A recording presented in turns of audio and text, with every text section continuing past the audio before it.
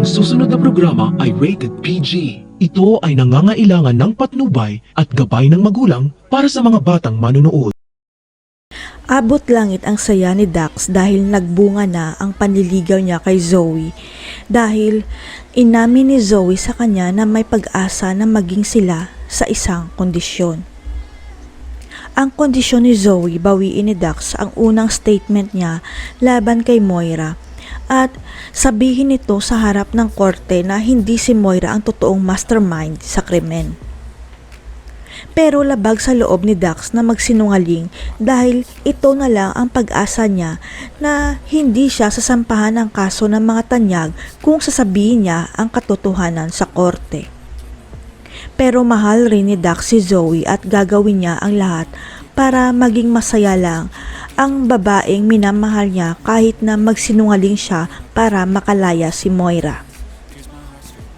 Ang hindi lang maintindihan ni Dax kung bakit ayaw ni Zoe mabigyan ng hustisya ang pagkamatay ng lolo niya na dapat kampi siya kay Doc RJ na daddy niya at kay Giselle.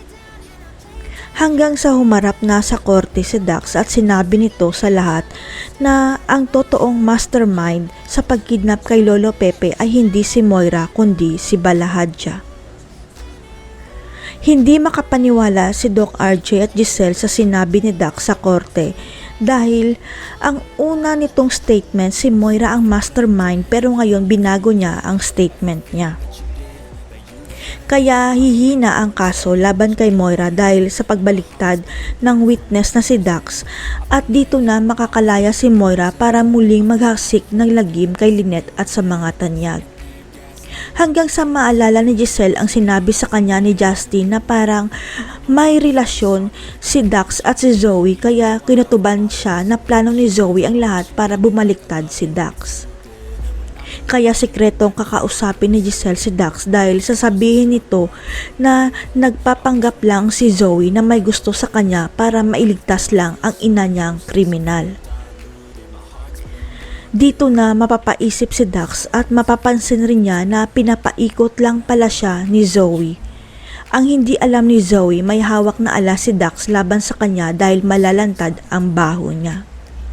Sasabihin na kaya ni Dax sa mga pulis na magkasabwat si Moira at Zoe. Ipapakita na kaya ni Dax ang ebidensya na si Zoe ang pumatay kay Lolo Pepe. Abangan.